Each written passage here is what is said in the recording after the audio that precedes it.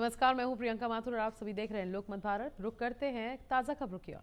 CM Mohan Yadav ने किसानों के हित में राज्य और देश में सरकार द्वारा किए जा रहे लगातार प्रयासों का विवरण दिया है। उन्होंने बताया कि सोयाबीन किसानों के लिए भावांतर योजना की राशि जारी कर दी गई है और जल्द ही सभी किसानों को इसका लाभ मिलेगा।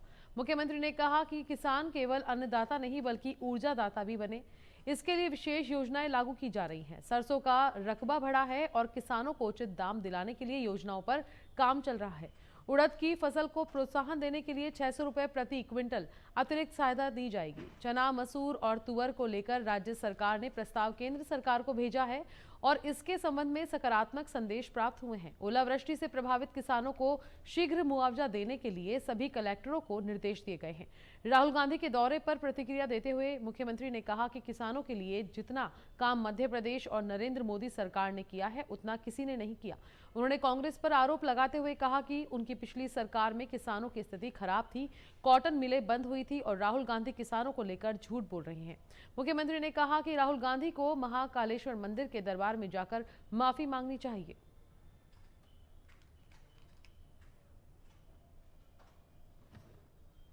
किसान के लिए जितना मध्य प्रदेश सरकार ने किया, माननीय मोदी ने किया है, ये कांग्रेस और राहुल गांधी जी को सोचने का समय उनको निकालना चाहिए।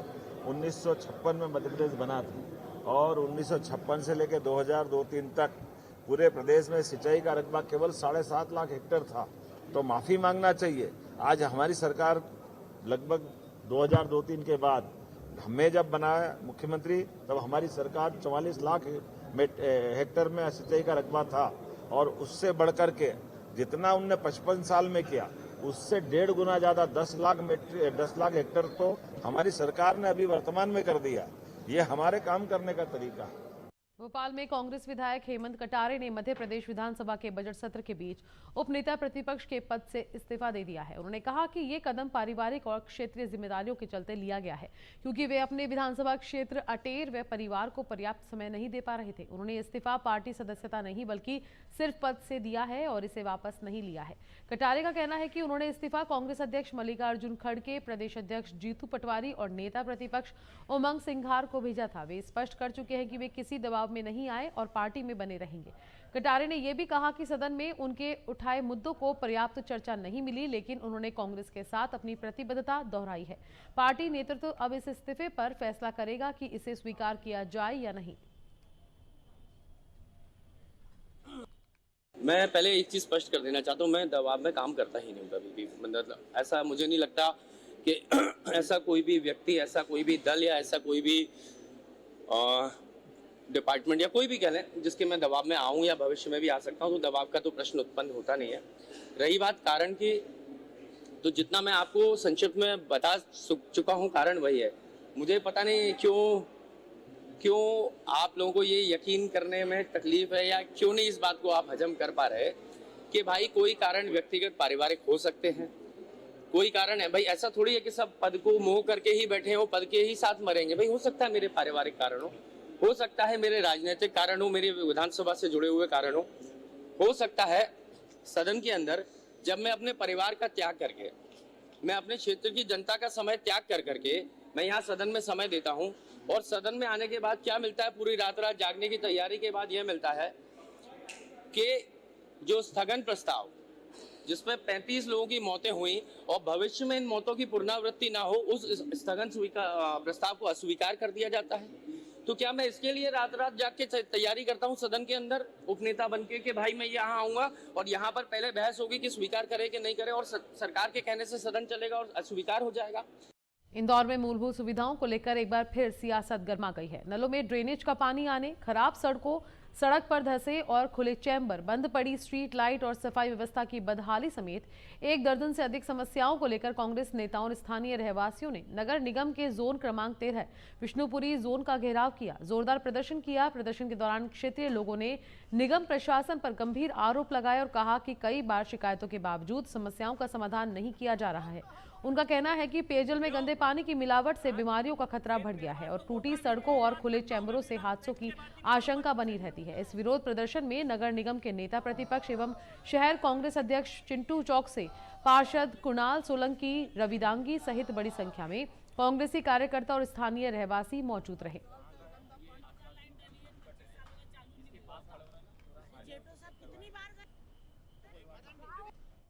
आज से लगभग 3.5 साल पहले मैं नायता मुंडला गया था, राहुल गांधी नगर गया था। जो स्थिति 3.5 साल पहले थी, आज से भी उससे भी बदतर स्थिति आज निर्मित हो चुकी है। तो क्या नगर निगम के अधिकारी महापौर जी के नेतृत्व में सिर्फ घूस लेने के लिए बैठे हैं, सोने के लिए? नगर निगम जो तनख्वाह दे रही है, सरकार जो तनख्वाह दे रही है, सिर्फ तनख्वाह खाने के लिए?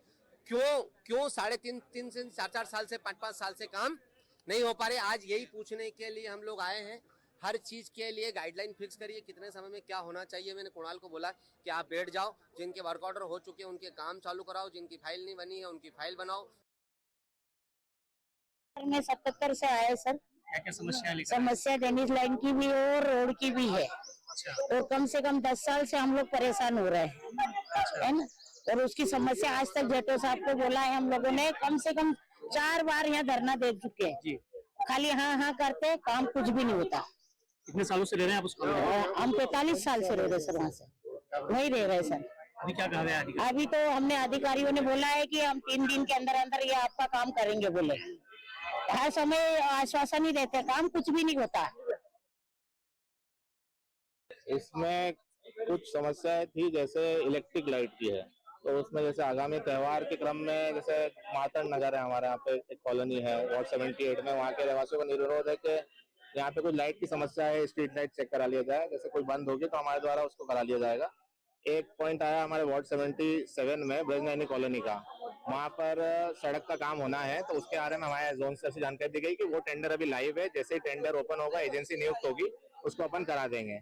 एक पॉइंट भावना नगर कॉलोनी का है, जहाँ पे वर्षों पुरानी ड्रेनेज लाइन थी, वहाँ पर अपना टेंडर हुआ था जिसमें 600-700 मीटर ड्रेनेज लाइन का कार्य किया जाना था, जिसके क्रम में ठेकेदार द्वारा वर्तमान में 400 मीटर के आसपास का ड्रेनेज लाइन का काम कर दिया गया है। जो रिस्टोरेशन का काम था वो भी हमने मोरम से पूरा किया है। रहवासियों का अनुरोध है कि मोरम के स्थान पर आप शीघ्र सीसी रोड बनाने का कार्य किया जाए, और जो बचा हुआ काम है 300 मीटर की जो ड्रेनेज लाइन है उसको भी किया जाए। तो उसकी तरफ से हम ठेकेदार को निर्देशित कर रहे हैं कि जल्द से जल्द कार्य पूर्ण हो जाए। इसके अलावा कुछ जनरल पॉइंट्स है, जैसे कृष्ण एवेन्यू फेज 1 में आपको कुछ सप्लाई रिलेटेड पानी की समस्या बताई है। इंदौर शहर की यातायात व्यवस्था को अधिक सुचारू, सुरक्षित और व्यवस्थित बनाने के लिए इंदौर पुलिस ने स्मार्ट पुलिसिंग के तहत ड्रोन सर्विलांस अभियान चलाया। पुलिस आयुक्त नगरीय इंदौर संतोष कुमार सिंह के निर्देश और अतिरिक्त पुलिस आयुक्त अपराध मुख्यालय RK सिंह और पुलिस उपायुक्त प्रभारी यातायात राजेश कुमार त्रिपाठी के मार्गदर्शन में रविवार रात राजवाड़ा क्षेत्र में विशेष कार्रवाई की गई, जहां विजयनगर MIG और शहर के व्यस्तम बाजार क्षेत्र राजवाड़ा में हाई रेजोल्यूशन ड्रोन कैमरों से डिजिटल पेट्रोलिंग कर यातायात व्यवस्था की निगरानी की गई। ड्रोन से प्राप्त लाइव फुटेज कंट्रोल रूम में मॉनिटर किया गया, जहां से अधिकारियों ने मौके पर तैनात पुलिस बल को आवश्यक दिशा निर्देश जारी किए।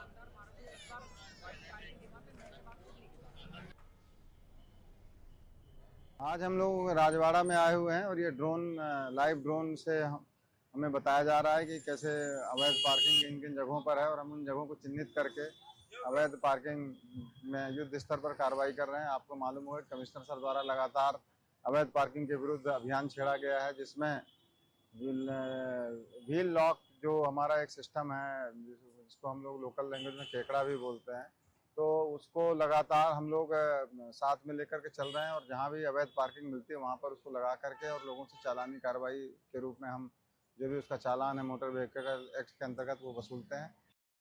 इंदौर के गांधी भवन स्थित कांग्रेस कार्यालय के बाहर पथराव की घटना के बाद शहर की राजनीति गर्मा गई है। मामले में कुल 3 FIR दर्ज हुई हैं, एक बीजेपी की ओर से कांग्रेस पदाधिकारियों पर, तो दूसरी कांग्रेस की ओर से अज्ञात आरोपियों पर, और तीसरी पुलिस ने शासकीय कार्य में बाधा डालने के आरोप में अज्ञात के खिलाफ दर्ज की है। मामले में बीजेपी नगर अध्यक्ष सुमित मिश्रा ने आरोप लगाया है कि कांग्रेस ने पहले से पथराव की तैयारी कर रखी थी और घटना के पीछे संदिग्ध तत्वों की भूमिका की जांच होनी चाहिए। वहीं शहर कांग्रेस अध्यक्ष चिंटू चौकसे ने इसे बीजेपी की गुंडागर्दी बताया और निष्पक्ष जांच की मांग की है। पुलिस ने अलग अलग धाराओं में प्रकरण दर्ज कर जांच शुरू कर दी है। घटना के बाद दोनों दलों के बीच आरोप प्रत्यारोप का दौर जारी है।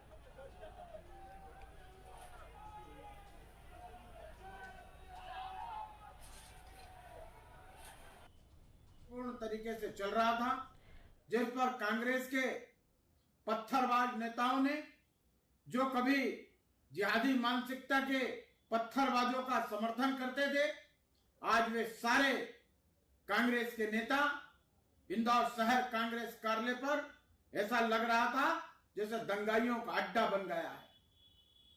देश प्रदेश और शहर में अशांति और जिहादी मानसिकता को फैलाने वाले तमाम गुंडे आज कांग्रेस के शहर कार्यालय पर एकत्रित थे। वहां पर उन्होंने पत्थर, ईंट और अन्य हमले की चीजें पहले से एकत्रित कर रखी थी। निहत्थे भाजपा कार्यकर्ता और उसमें भी महिला कार्यकर्ता है जिसमें हमारी आगे थी, उनके साथ कांग्रेस के नेताओं द्वारा अश्लील हरकतें करते हुए वीडियो सामने आ रहे हैं। कांग्रेस के जवाबदार पदाधिकारी पत्थरबाजी करते हुए नजर आ रहे हैं और उनके आसपास जो घेरा है वो शहर के चुनिंदा जिहादी मानसिकता के और साथ में लिस्टेड गुंडे और बदमाशों के चेहरे हमको दिखलाई दे रहे हैं। साबित कर रही है कि किस तरह से अंधेर नगरी चौपट राजा है। प्रशासन किस तरह से भारतीय जनता पार्टी के नेताओं के दबाव में सिर्फ कांग्रेस के लोगों पे एफआईआर करी है। अभी हमने भारतीय जनता पार्टी संबंधित उनके जितने षड्यंत्र हैं लोग दिख रहे हैं विधायक जी के साथ में जाते आते हुए कि किस तरह से पूरा षड्यंत्र ऑर्गेनाइज था ये हमला, कि प्लान्ड था। हम तो अपने हिसाब से अपने कार्यालय पे बैठे हुए थे।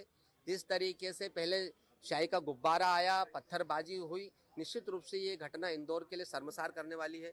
काले दिन वाली घटना है जो नहीं होना थी, लेकिन इसके लिए संपूर्ण रूप से अगर कोई जिम्मेदार है तो भारतीय जनता पार्टी की सरकार, इनके नेता और स्थानीय प्रशासन है।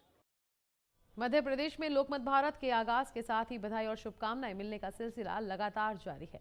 जनप्रतिनिधि से लेकर प्रशासनिक अधिकारी लोकमत भारत के मध्य प्रदेश में आगाज को लेकर बधाइयां दे रहे हैं। इसी क्रम में लोकमत भारत न्यूज चैनल के मध्य प्रदेश में शुरू होने पर association of industries Madhya Pradesh के अध्यक्ष योगेश मेहता ने शुभकामनाएं दी। इसके अलावा इंदौर के क्षेत्रीय परिवहन अधिकारी प्रदीप शर्मा ने भी अपनी शुभकामनाएं प्रेषित की। लोकमत भारत को बहुत बहुत बधाई। मध्य प्रदेश में स्वागत है आपका। आप अच्छा करें, आगे बढ़ें।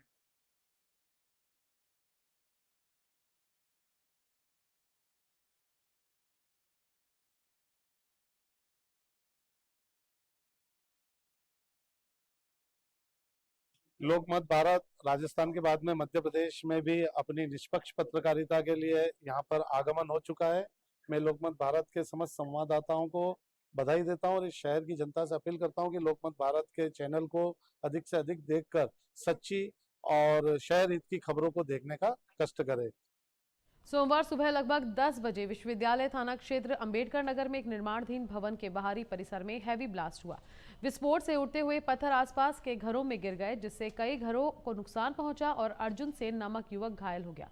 घटना के बाद भवन स्वामी गेट पर ताला लगाकर फरार हो गया। जानकारी के अनुसार भवन स्वामी शौचालय निर्माण के लिए खुदाई कर रहा था, लेकिन कुछ फीट नीचे पत्थर की मोटी लेयर मिलने के कारण काम रुका। इसके बाद उसने कंप्रेसर से ड्रिलिंग कराई और विस्फोट भरकर बिना किसी को सूचित किए ब्लास्ट कर दिया। बस्ती वासियों ने विश्वविद्यालय थाना पहुंचकर शिकायत दर्ज कराई। अतिरिक्त पुलिस अधीक्षक आरती सिंह ने बताया कि रिहायशी इलाके में हुई इस घटना पर पुलिस मौके पर जाकर स्थिति का आकलन कर रही है और अग्रिम कार्रवाई की जा रही है। क्या हुआ है आपके यहाँ? घर गिर गया है मेरा दीवार। कैसे? ये कैब लगा के करेंगे फोड़ेंगे। कहाँ ब्लास्ट हुआ है? कब हुआ है? हमारे आज है 10 बजे। 10 बजे। कौन किया है? ये फौजी आकर हैं। हाँ, ये अपने घर में किस लिए क्या ब्लास्ट क्यों किए हैं? ये टैंक बना रहे थे विष्णुकांत डॉक्टर, उनका पहुंचना यहीं, तो जबरदस्ती कहीं कि अब तुमको जानो से भी मारेंगे, धमकी दिए हैं। तो किसको चोट लगी? किस आदमी को चोट नहीं, इनके अर्जुन की लगी जी। हमारा पूरा घर गिर गया। किस चीज से ब्लास्ट कर रहे थे? बारूद से 10 फुट खोद रहे हैं, 15 फुट बना रहे हैं। ये थाना विश्वविद्यालय अंतर्गत की घटना है और पुलिस को ये सूचना मिली थी कि एक धमाका हुआ है। मौके पे जब पुलिस पहुंची है तो ये पता चला है कि सुबह 10 बजे की घटना है। अभी ये नहीं जानकारी हो पाई है कि एग्जैक्टली ये जो धमाका हुआ था वो किस वजह से हुआ है, कि क्या यूज हुआ है, बारूद की वजह से यूज हुआ है कि डायनामाइट की वजह से यूज हुआ है। पुलिस मौके पे है और इसमें अग्रिम कार्यवाही पुलिस के द्वारा की जा रही है। जैसा कि मैंने अभी कहा कि मौके पे पुलिस है, एक ही व्यक्ति है जिसके पैर में चोट आना बता रहे हैं, तो वो थाने पे पहुंच ही रहे हैं और इसमें मुकदमा कायम करवाया जा रहा है और इस विषय की भी जांच की जा रही है कि आखिर ये धमाका हुआ कैसे। इंदौर जिले के मंदिरों से जुड़ी कृषि भूमि और पुजारियों के अधिकारों को लेकर एक बड़ा मुद्दा सामने आया है। पुजारियों का एक प्रतिनिधि मंडल सोमवार को कलेक्टर कार्यालय पहुंचा, जहां उन्होंने प्रदेश सरकार के नाम ज्ञापन सौंपकर फार्मर आईडी, खाद बीज, फसल पंजीयन और प्राकृतिक आपदा से हुए नुकसान का मुआवजा सीधे पुजारियों के खातों में देने की मांग उठाई है। ज्ञापन में कहा गया है कि जिले में कई मंदिरों की कृषि भूमि पर वर्षों से पुजारी खेती कर रहे हैं और इसी आय से मंदिरों की पूजा अर्चना तथा परिवार का भरण पोषण होता है, लेकिन तकनीकी कारणों से फार्मर आईडी और फसल पंजीयन जैसी सुविधाओं का लाभ उन्हें नहीं मिल पा रहा, जिससे वे सरकारी योजनाओं से वंचित हैं। पुजारियों ने हालिया असमय बारिश और ओलावृष्टि से फसलों को हुए नुकसान का हवाला देते हुए फसल क्षति मुआवजा सीधे खातों में देने की मांग की।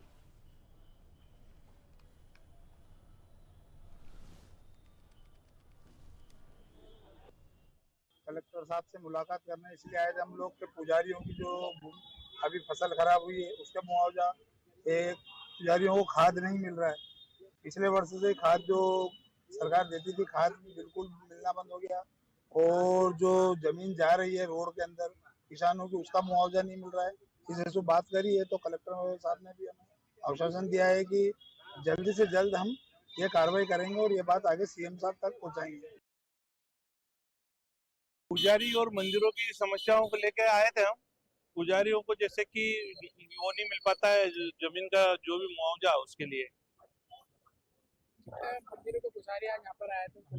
अभी मंदिरों के पुजारी में से सिर्फ जो मेन लोग हैं वो आए हैं। पुजारियों को सबको हमने बुलाया नहीं, कि वो प्रशासन का यहाँ का जो माहौल देखते हो, हम नहीं चाहते कि यहाँ किसी प्रकार का ज्यादा भीड़ भाड़ हो, इसलिए सिर्फ जो संगठन के लोग हैं मेन वो आए हैं। कलेक्टर साहब से मुलाकात हुई? कलेक्टर महोदय से मुलाकात हुई है, उन्होंने बताया कि जो भी आपकी समस्या है उसका समाधान किया जाएगा। जिला बालाघाट के लांजी थाना क्षेत्र के ग्राम घोटी की एक युवती ने अपने प्रेमी पर गंभीर आरोप लगाए हैं। पीड़िता के अनुसार 2019 से दोनों के बीच संबंध थे और इस दौरान वह 3 बार गर्भवती हुई, लेकिन आरोपी ने जबरन गर्भपात कराया। 27 अक्टूबर 2025 को हनुमान मंदिर में विवाह के बाद भी उसके साथ नहीं रखा गया। तबीयत बिगड़ने पर सिविल अस्पताल लांजी में भर्ती कराया गया। पीड़िता की शिकायत पर महिला थाने में एफआईआर दर्ज कर जांच शुरू कर दी है। मेरे पति किशोर गुर्दे हैं, जिनसे मैंने यानी 2019 जिनसे मैं यानी जिनको 2019 से जानती हूँ, और उनका 2019 से ही मेरा प्रेम प्रसंग उनके साथ चल रहा था। इस बीच में यानी उनने मेरे से शादी का झांसा दे देकर मेरे से यानी शारीरिक संबंध बनाए, और जब शादी की बात आई तब मुकर रहे थे शादी से। इस मामले को यानी मैंने एसआई महिला थाने में भी दी थी मैडम जी को, तो वहाँ फिर थोड़ा सा यानी वो थोड़ा बहुत दबाव पड़ा होगा उनको, तो फिर उनने शादी के लिए हाँ बोला, शादी किया। उसके बाद 1 महीने तक वो मेरे साथ मेरे रूम में रहा, और फिर कहीं यानी पेपर के बहाने से इसके उसके बहाने से भाग गया। और उनके माता पिता सभी को ये चीजें पता है। उनने भी स्टाम्प में लिखित में दिए थे कि इनकी मई जून में शादी करवाएंगे, लेकिन उनने यानी उनके घर हम रिश्ता लेके गए थे, मेरे भाई भैया मामा जी सब लोग रिश्ता लेके गए थे दीपावली के बाद 25 अक्टूबर को, लेकिन उन्होंने शादी से इनकार कर दिए थे। सीएच प्राइम कॉलोनी में मां नर्मदा की जलधारा से लाई गई विशाल प्राकृतिक शिला को नर्मदेश्वर महादेव शिवलिंग के रूप में स्थापित किया गया। इस अवसर पर संतों के हाथों विधि पूर्वक पूजन और हल्दी से अभिषेक किया गया, साथ ही आरती का आयोजन भी हुआ। ये शिला भविष्य में विकसित होने वाले आनंद धाम में स्थापित होगी, जहां भगवान नर्मदेश्वर महादेव मंदिर, श्री राम मंदिर, गौशाला और संत विश्राम गृह भी बनेंगे। विभूजी महाराज, जिन्होंने अब तक 11,000 प्राकृतिक शिवलिंग स्थापित किए हैं, उनका लक्ष्य विश्व भर में 51,000 शिवलिंग स्थापित करना है। महामंडलेश्वर विष्णु गिरी जी बापू ने कहा कि विचार संकल्प से बनते हैं और संकल्प ही साकार होता है। मुनिश्री पंकज महाराज फकड़ बाबा ने देश सेवा की भावना पर जोर दिया। इस अवसर पर महापौर अमृता यादव, जिला पंचायत अध्यक्ष पिंकी वानखेड़े, वरिष्ठ भाजपाई मुकेश तन्वे, कांग्रेस जिला अध्यक्ष उत्तम पाल सिंह और अन्य श्रद्धालु उपस्थित थे। ये जो स्थल है यहाँ पे जो सीएच प्राइम है, सीएच प्राइम में ये जो भूखंड महादेव ने चयन किया इस स्थल का, हम पिछले 3 वर्षों से भूमि की तलाश में थे, कई क्षेत्रों में भी देखा, और वो महादेव ने यहाँ पे चयन किया। तो यहाँ पे हमारे गुरु महाराज की एक आज्ञा थी, जब हम 7 वर्ष की आयु में गुरु दीक्षा हुई, ये तो उसको एक संकल्प था कि पूरे आर्यावर्त में जो जम्बू द्वीप है हमारा, उसमें प्राकृत नर्मदेश्वर महादेव की स्थापना करना। तो प्राकृत अर्थात क्या होता है कि जो नर्मदा माई है, नर्मदा माई का जो कंकर है वो साक्षात महादेव है, उसमें प्राण प्रतिष्ठा नहीं की जाती है। आप देखेंगे भारत में जितने भी प्राचीन 90% जितने भी महादेव निकलते हैं वे सब नर्मदेश्वर महादेव हैं। तो वह स्थापना का संकल्प हमारा निरंतर चल रहा है। हमारा निमाड़ हो गया, उत्तर भारत हो गया, अपना महाराष्ट्र हो गया, और इन क्षेत्रों में नर्मदेश्वर महादेव की स्थापना हुई है। आज ये हमारे सीएच परिवार की, सीएच प्राइम परिवार का पूरा एक सौभाग्य है कि महादेव ने आज हमारी कॉलोनी को चुना है और यहाँ पे आके आज अपने महादेव ने आज हमें स्वयं एक सेवा का मौका दिया है कि आज यहाँ पे सब पूरा एक आनंद धाम बनने जा रहा है। आज हमारे स्वयं साक्षात विभू जी महाराज जी के एक संकल्प से यहाँ पे पूरा एक आनंद धाम एक पूरा बनाया जा रहा है, जिसमें महाराज जी नेपाल से शालिग्राम लेके आएंगे और यहाँ पे पूरा महादेव की स्थापना होगी और साथ में यहाँ पे पूरी गौशाला बनेगी, साथ ही साथ पूरा यहाँ पे संत निवास बनेगा, भोजनशाला बनेगी और यहाँ पे ये पूरा एक धार्मिक स्थल बनने वाला है। रीवा जिले में रिश्ते और मानवता को शर्मसार कर देने वाला मामला सामने आया है, जहां मोबाइल में आपत्तिजनक वीडियो देखकर एक किशोर ने अपनी ही 6 साल की चचेरी बहन के साथ घिनौनी घटना को अंजाम दिया। जब घर वालों को घटना की जानकारी हुई तो उनके होश उड़ गए। वे बच्ची को उपचार के लिए यूपी लेकर गए, जहां से इलाज के लिए बाद रविवार को थाने में शिकायत दर्ज करवाने पहुंचे। परिजनों की शिकायत पर पुलिस ने आरोपी बाल अपचारी को गिरफ्तार कर लिया है। पूरी घटना रीवा जिले के जनहे थाना क्षेत्र की बताई जा रही है, जहां 14 साल का किशोर अपनी 6 साल की चचेरी बहन को शनिवार की रात कुरकुरे दिलाने ले गया था। दुकान से वापस घर आया और कमरे में बच्ची को लेकर जाकर उसके साथ घिनौनी वारदात को अंजाम दिया। पुलिस ने मामला दर्ज कर लिया है और आरोपी को गिरफ्तार कर लिया है। ये जनेह थाना अंतर्गत की घटना है। बच्ची भी इसमें नाबालिग है और जो अपचारी हैं वह भी नाबालिग है। और जैसे ही पुलिस के संज्ञान में यह घटनाक्रम आया है, पुलिस ने इसमें त्वरित कार्यवाही की है। अपचारी को अरेस्ट कर लिया गया है और शीघ्र ही बाल न्यायालय में प्रस्तुत किया जाएगा। अभी जो हम लोगों के संज्ञान में आया है वो ये है कि ये एक ही परिवार के हैं, कजिन्स हैं। इंदौर के भंवरकुआ थाना पुलिस ने मुखबिर की सूचना पर इलाके के एक मकान में चल रहे बड़े जुआ अड्डे पर छापा मारकर कार्रवाई की। इस दबिश के दौरान पुलिस ने मौके से 23 जुआरियों को रंगे हाथों गिरफ्तार किया है। आरोपियों के कब्जे से पुलिस ने ताश की गड्डियां और कुल 5,05,000 रुपए की नगद राशि जब्त की है। पुलिस के मुताबिक लंबे समय से इंग्लैंड कॉलोनी गणेश नगर के एक मकान में अवैध रूप से जुआ संचालित होने की सूचना मिल रही थी। टीम ने जब घेराबंदी कर दबिश दी तो वहां भगदड़ मच गई। पुलिस ने घेराबंदी कर भोला निवासी चोइथराम मंडी, अमर पैलेस, हरिओम जादौन सहित कुल 23 लोगों को दबोच लिया है। आरोपी पकड़े गए हैं और शहर के अलग अलग इलाकों के रहने वाले हैं। नरसिंहपुर के बरमान चौक के अंतर्गत NH 44 पर एक भीषण सड़क हादसा हुआ, जिसमें एक मिनी ऑटो ओवरब्रिज की रेलिंग से टकराकर नीचे गिर गया। घटना में ऑटो में सवार लगभग 10 लोग थे, जिनमें से 2 की मौके पर ही मौत हो गई और 8 गंभीर रूप से घायल हो गए। हादसा तब हुआ जब चालक ने स्कूटी सवार को बचाने की कोशिश की और नियंत्रण खो दिया। स्थानीय लोगों का कहना है कि ओवरब्रिज की रेलिंग कमजोर थी, पिलरों की गहराई कम थी और पाइप पतले थे, जिससे ये मिनी ऑटो का वजन सहन नहीं कर पाया। यही रेलिंग मजबूत होती तो संभवतः यह हादसा इतना गंभीर नहीं होता। मौके पर पुलिस और 112 की टीम तुरंत पहुंची और घायलों को जिला अस्पताल भेजा गया। पुलिस ने मामला दर्ज कर जांच शुरू कर दी है। हादसा सड़क सुरक्षा और निर्माण गुणवत्ता पर गंभीर सवाल खड़ा करता है। नारायण जी, ये बताएं आप कहाँ पे जा रहे थे काम करने के लिए? राजमार्ग। क्या काम करने जा रहे थे? खेत की बाउंड्री बना रहा है, तार तो एक्सीडेंट कैसे हो गया? जी वहाँ पीछे बैठे थे, पुल से ऑटो नीचे गिर गया।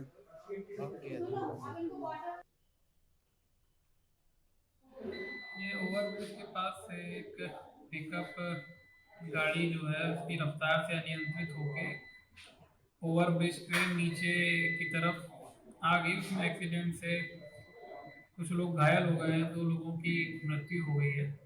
उसमें अपराध कायम किया जाकर विवेचना की जा रही है। सर, मुझे तो पता चला कि गाड़ी कहाँ से कहाँ जा रही थी, जो मजदूर थे वो क्या काम कर रहे थे? नरसिंहपुर से राजमार्ग की तरफ जा रही थी और उसमें मजदूर थे तो कहीं पे काम लगा हुआ था, तो वो लेबर को लेकर के जा रहे थे। मध्य प्रदेश का विंध्य क्षेत्र लगातार हवाई सेवाओं के जरिए बड़े शहरों से कनेक्ट हो रहा है। रीवा से पहले नई दिल्ली और इंदौर के लिए विमान सेवा शुरू होने के बाद अब छत्तीसगढ़ की राजधानी रायपुर के लिए भी सीधी उड़ान 15 मार्च से शुरू होने जा रही है। इसे विंध्य क्षेत्र के विकास की दिशा में बड़ा कदम माना जा रहा है। रीवा एयरपोर्ट से रायपुर के लिए नियमित विमान सेवा 15 मार्च से संचालित होगी। रीवा सांसद जनार्दन ने कहा कि विंध्य क्षेत्र तेजी से विकास की ओर अग्रसर है। उन्होंने बताया कि रीवा से रायपुर विमान सेवा शुरू होना क्षेत्र के औद्योगिक, व्यवसायिक और सामाजिक विकास को नई उड़ान देगा। उनका कहना है कि सरकार का लक्ष्य विंध्य को प्रदेश का मजबूत ग्रोथ सेंटर बनाना है। रायपुर तो हमारा अंग ही रहा है और रीवा संभाग के तो बहुत सारे लोगों को लगता है कि 10 परिवार में एक परिवार रीवा संभाग का मिल ही जाएगा।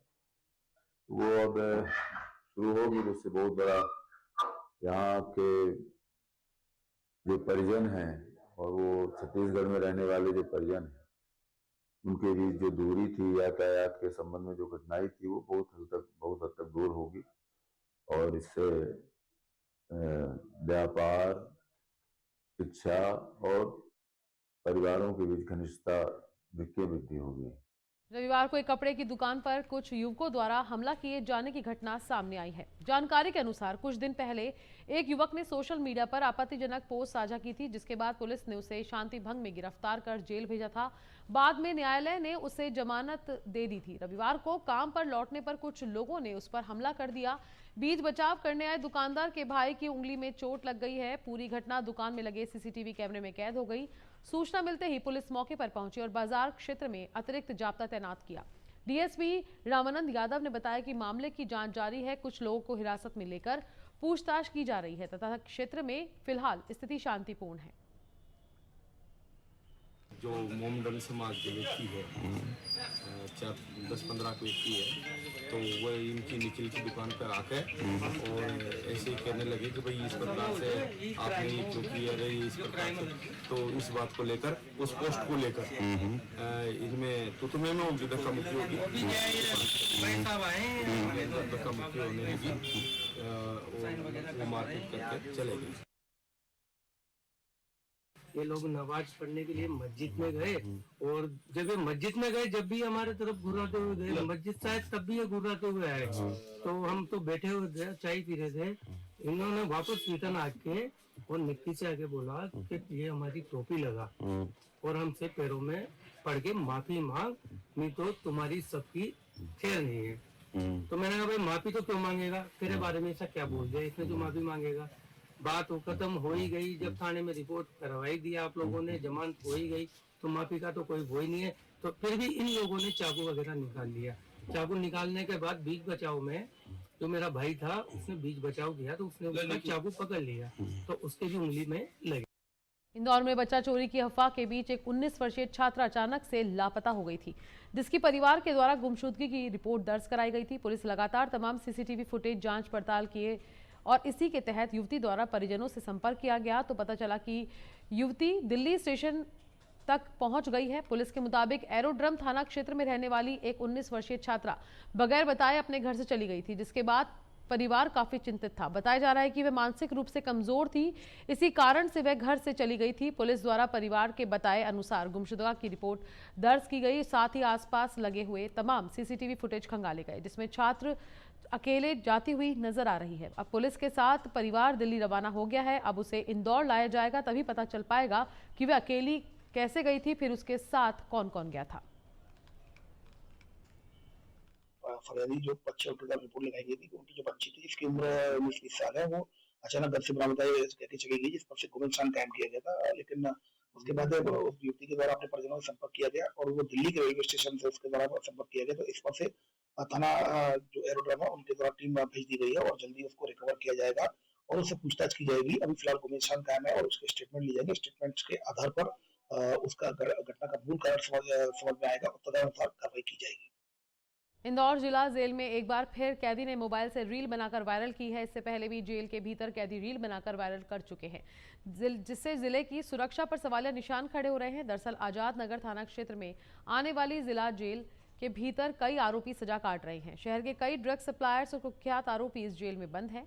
जेल के भीतर कई बार वर्चस्व को लेकर विवाद होने की खबर सामने आती रहती है। ताजा मामला एक बार फिर से जिला जेल से सामने आया है, जहां एक कैदी ने जिला जेल के भीतर से वीडियो रील बनाकर वायरल कर दी, जिससे जिला जेल की सुरक्षा और मोबाइल के इस्तेमाल होने की संभावना भी जताई जा रही है। ऐसे ही एक मामले में पिछले दिनों जेलर द्वारा शिकायत दर्ज कराई गई थी। अब एक बार फिर वीडियो रील सामने आने के बाद पुलिस के पास शिकायती आवेदन पहुंचा है, जिस पर police social media account holder की तलाश में जुट गई है। वहीं पुलिस का कहना है कि शिकायत के आधार पर वीडियो वायरल करने वाले पर कड़ी कार्रवाई की जाएगी।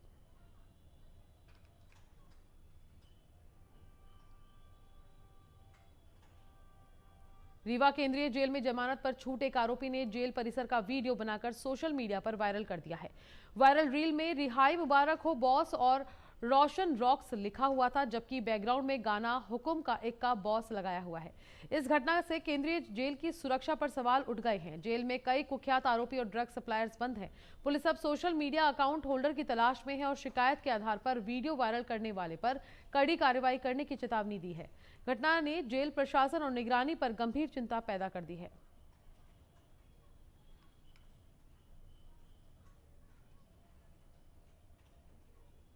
नैनवा थाना क्षेत्र में पुरानी रंजिश के चलते एक युवक पर जानलेवा हमला करने का मामला सामने आया है। जानकारी के अनुसार इंदरगढ़ निवासी 21 वर्षीय राम रियश पर आधा दर्जन से अधिक बदमाशों ने होटल पर घेर कर चाकू से हमला कर दिया। घटना उस समय हुई जब राम रियश होटल पर मौजूद था, तभी पहले से घात लगाए बैठे बदमाशों ने उस पर ताबड़तोड़ चाकू से हमला कर दिया। हमले में युवक गंभीर रूप से घायल हो गया। मौके पर अफरा तफरी मच गई और हमलावर वारदात को अंजाम देकर फरार हो गया। घायल युवक को तत्काल स्थानीय लोगों की मदद से कोटा के जिला अस्पताल में भर्ती कराया गया, जहां उसका उपचार जारी है। डॉक्टरों के अनुसार युवक को शरीर पर कई स्थानों पर चाकू के घाव आए हैं। सूचना मिलते ही सौंप थाना पुलिस मौके पर पहुंची और घटनास्थल का जायजा लिया। पुलिस ने मामला दर्ज कर आरोपियों की तलाश शुरू कर दी है।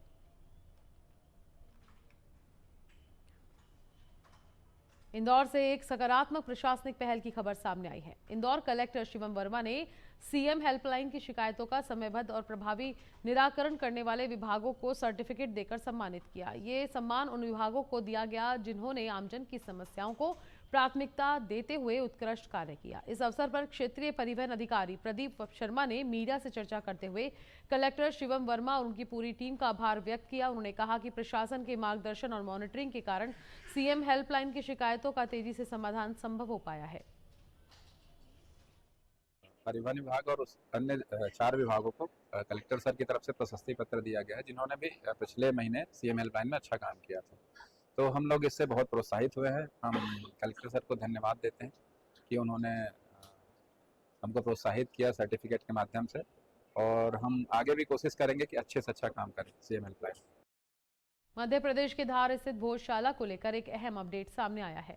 भारतीय पुरातत्व सर्वेक्षण की सर्वे रिपोर्ट पर हाई कोर्ट की इंदौर खंडपीठ में सोमवार को सुनवाई हुई, लेकिन रिपोर्ट को सार्वजनिक नहीं किया गया है। दरअसल भारतीय पुरातत्व सर्वेक्षण यानी एएसआई द्वारा भोजशाला परिसर में 98 दिनों तक वैज्ञानिक सर्वे किया गया था। इस सर्वे की रिपोर्ट हाल ही में कोर्ट में पेश की गई। सुनवाई के दौरान याचिकाकर्ता और प्रतिवादियों ने कोर्ट को बताया कि उन्हें सर्वे रिपोर्ट की प्रतियां मिल चुकी हैं। अधिवक्ता शिरीष दुबे ने बताया कि कोर्ट ने फिलहाल इस रिपोर्ट को सार्वजनिक करने से इनकार कर दिया है। कोर्ट ने सभी पक्षों को निर्देश दिए हैं कि वे एएसआई की सर्वे रिपोर्ट पर अपनी लिखित आपत्तियां और सुझाव 2 सप्ताह के भीतर पेश करें। इसके लिए अगली सुनवाई की तारीख 16 मार्च 2026 तय की गई है। माननीय उच्च न्यायालय खंडपीठ इंदौर के डिवीजन बेंच के समक्ष भोजशाला का मामला सुनवाई के लिए निर्धारित था, जिसमें महाधिवक्ता जी ने सुप्रीम कोर्ट का जो ऑर्डर है उसको विस्तृत रूप से न्यायालय को पटल पर बताया कि पुनः वापस ये पिटीशन माननीय न्यायालय के समक्ष क्यों आई है, जिसमें माननीय न्यायालय ने सुप्रीम कोर्ट का जो ऑर्डर है उसमें लिखा हुआ है कि सभी पक्षों को 3 सप्ताह के अंदर रिपोर्ट दी जाए और 2 सप्ताह के अंदर रिपोर्ट मिलने के 2 सप्ताह के बाद या 2 सप्ताह के अंदर सभी पक्ष किसी की कोई आपत्ति हो, किसी का कोई सुझाव हो तो वो माननीय न्यायालय को सबमिट करें। सुप्रीम कोर्ट में इन्होंने याचिकाकर्ता ने पोर्टल पर रिपोर्ट नहीं देखी थी। उन्होंने कहा कि भैया ये तो सुप्रीम कोर्ट का निर्देश था कि इनको रिपोर्ट दी जाए, जबकि रिपोर्ट दल चुकी थी। आज तक कोई ऑब्जेक्शन नहीं आया। उसके बाद भी मजिस्ट्रेट ने 16 मार्च 2026 की तारीख दी है। उस दिन जिसको आपत्ति वो दे दे और नहीं तो फैसला होगा। भारतीय जनता पार्टी के इंदौर ग्रामीण जिलाध्यक्ष श्रवण सिंह चावड़ा ने लोकमत भारत न्यूज चैनल की मध्य प्रदेश में शुरुआत होने पर शुभकामनाएं दी हैं। भाजपा जिलाध्यक्ष श्रवण सिंह चावड़ा ने कहा कि राजस्थान में प्रसारित होने के बाद अब लोकमत भारत मध्य प्रदेश में जन जन की आवाज बनेगा। उन्होंने विश्वास जताया कि लोकमत भारत निष्पक्ष न्यूज से समाचार प्रसारित कर नए आयाम बढ़ाएगा। लोकमत भारत जो हमारे मीडिया का चैनल है, वो जानकारी के अनुसार अभी तक राजस्थान राज्य में प्रसारित होता था। बड़े हर्ष का विषय है कि ये हमारे मध्य प्रदेश में भी लोकमत भारत जो चैनल है उसकी शुरुआत होने जा रही है। मैं अपनी ओर से भारतीय जनता पार्टी जिला इंदौर ग्रामीण की ओर से इस चैनल को प्रसारित होने पर बधाई शुभकामनाएं देता हूं और ये आशा और उम्मीद भी करता हूं कि लोकतंत्र का जो हमारा चौथा स्तंभ है मीडिया, उस लोकतंत्र के चौथे स्तंभ में ये एक नए आयाम स्थापित करेगा और निष्पक्ष पत्रकारिता का एक नया कीर्तिमान गढ़ेगा। मेरी ओर से शुभकामनाएं, बधाई। अभी के लिए फिलहाल इतना ही, मुझे दीजिए इजाजत। देखते रहिए लोकमत भारत। नमस्कार।